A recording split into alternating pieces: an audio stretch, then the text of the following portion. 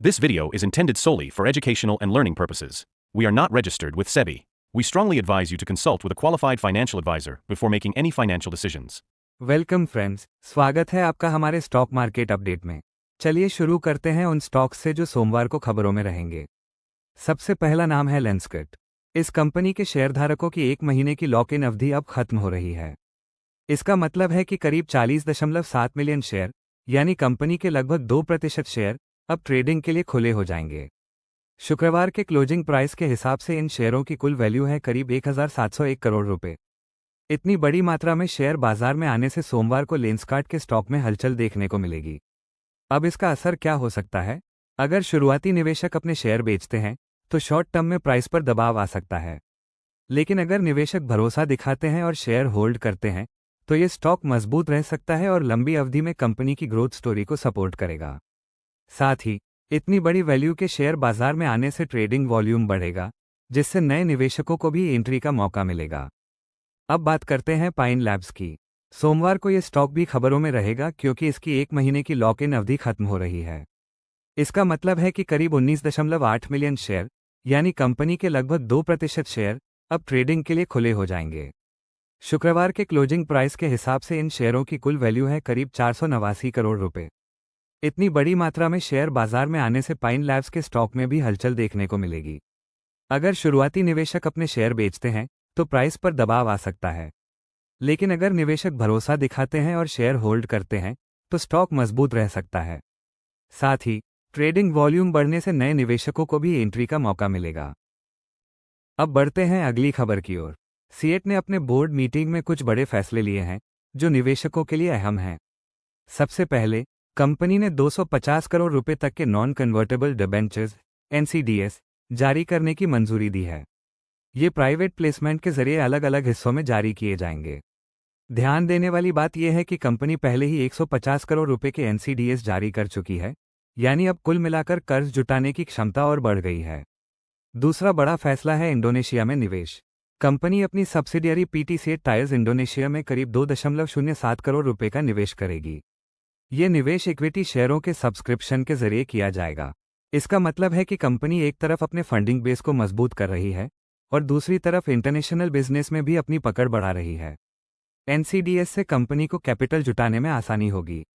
वहीं इंडोनेशिया में निवेश से कंपनी की ग्लोबल प्रेजेंस और ग्रोथ को बढ़ावा मिलेगा। अब बात करते हैं कोची शिपयार्ड (सीएसएल) की।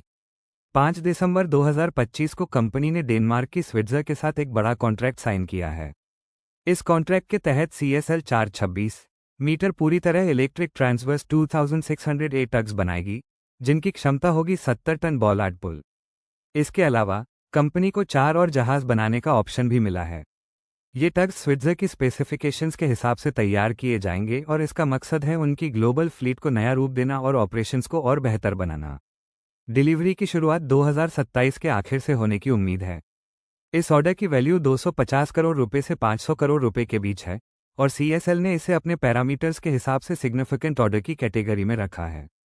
सीधी भाषा में कहें तो ये कॉन्ट्रैक्ट सीएसएल के लिए एक बड़ा कदम है, क्योंकि इससे कंपनी की इंटरनेशनल प्रेजेंस और टेक्नोलॉजी एडवांसमेंट दोनों को बढ़ावा मिलेगा। निवेशकों के लिए यह खबर पॉजिटिव हो सकती है, क्योंकि ऐसे बड़े ऑर्डर्स कंपनी की लॉन्ग टर्म ग्रोथ और रेवेन्यू स्ट्रीम को मजबूत करते हैं। अब बात करते हैं बायोकन लिमिटेड की ताज़ा अपडेट की। कंपनी ने बताया है कि उसकी सब्सिडियरी बायोकन फार्मा को अमेरिका की यूएस एफडीए से एक बड़ी मंजूरी मिली है। बायोकन फार्मा को टेंटेटिव अप्रूवल मिला है अपनी नई दवा के लिए, कार्बाइडोपा और लीवोडोपा एक्सटेंडेड रिलीज कैप्सूल्स। ये दवा खास तौर पर पार्किंसंस डिजीज और उससे जुड़े न्यूरोलॉजिकल डिसऑर्डर्स के इलाज में इस्तेमाल होती है। एफडीए की यह मंजूरी बायोकन फार्मा के लिए क्यों अहम है? सबसे पहले इससे कंपनी को अमेरिकी बाजार में एंट्री और मौजूदगी मजबूत करने का मौका मिलेगा। दूसरा, ये दवा एक महत्वपूर्ण थेरेपी एरिया को टारगेट करती है जहां ग्लोबल डिमांड लगातार बढ़ रही है। तीसरा, इस तरह की मंजूरी कंपनी की रेगुलेटरी स्ट्रेंथ और रिसर्च क्षमता को भी दर्शाती है। सीधी भाषा में कहें तो बायोकन फार्मा का यह कदम कंपनी को ग्लोबल फार्मा इंडस्ट्री में और मजबूत पहचान दिलाएगा। अब बात करते हैं अशोका बिल्डकॉन की। कंपनी ने घोषणा की है कि उसे बीएमसी यानी बृहन्मुंबई म्यूनिसिपल कॉर्पोरेशन से एक नया ऑर्डर मिला है, जिसकी वैल्यू है करीब 447.21 करोड़ रुपए। ये ऑर्डर कंपनी के चल रहे Sion Panvel highway flyover project से जुड़ा है। इसमें अब अतिरिक्त काम शामिल किया गया है, यानी फ्लाईओवर आर्म 1 और आर्म 2 का निर्माण, जो महाराष्ट्र नगर के टी जंक्शन पर होगा। इस नए ऑर्डर के साथ पूरे प्रोजेक्ट की लागत बढ़कर करीब 1573.79 करोड़ रुपए हो गई है, जिसमें टैक्स भी शामिल हैं। कंपनी ने साफ किया है कि इस कॉन्ट्रैक्ट में न तो प्रमोटर और न ही प्रमोटर ग्रुप की कोई हिस्सेदारी है, यानी ये रिलेटेड पार्टी ट्रांजैक्शन नहीं है। अशोका बिल्डकॉन सड़क निर्माण और मेंटेनेंस, लैंड सपोर्ट और टोल रोड ऑपरेशन जैसी सेवाओं में सक्रिय है। हालांकि कंपनी ने हाल ही में अपने नतीजे जारी किए हैं, जिसमें Q2 FY26 में नेट प्रॉफिट 82.92% गिरकर 78.06 करोड़ रुपए रहा, जबकि पिछले साल इसी तिमाही में ये 457.04 करोड़ रुपए था। सीधी भाषा में कहें तो कंपनी को नया बड़ा ऑर्डर मिला है, जो उसके प्रोजेक्ट पोर्टफोलियो को मजबूत करता है। अब देखना दिलचस्प होगा कि सोमवार को निवेशक इन खबरों पर कैसे प्रतिक्रिया देते हैं। कहीं बिकवाली का दबाव दिखेगा, तो कहीं नए ऑर्डर्स और मंजूरियों से पॉजिटिव सेंटिमेंट बनेगा। आप भी इन स्टॉक्स पर नजर रखें और समझदारी से अपने फैसले लें। आज के लिए इतना ही, मिलते हैं अगली वीडियो में नए अपडेट्स के साथ। All shares related news in last part of video are sourced from publicly available news reports, financial publications, and official releases. This content is prepared for educational and informational purposes only. It should not be considered as investment advice or a recommendation to buy or sell any securities.